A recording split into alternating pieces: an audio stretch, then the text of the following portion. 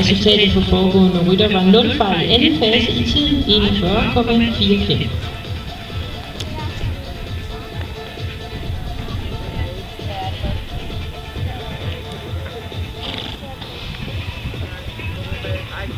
Mark Santos, som modtager publikums bifald. Den næste ekvipage til start er Trine Højen Pedersen, Statona. Og derefter så er det Emma Fram og Colane Star, start til 12.49.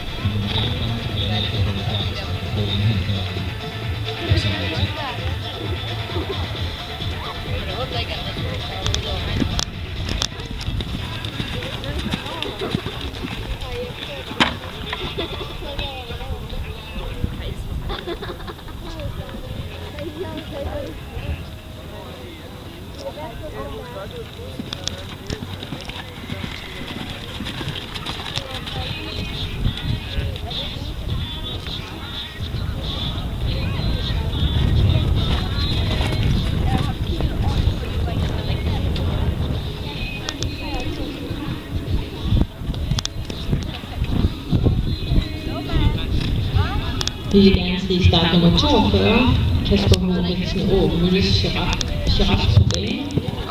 Start nummer 43, Rikke Kostrup Christensen og Bjørlund Skalvin må komme med på banen.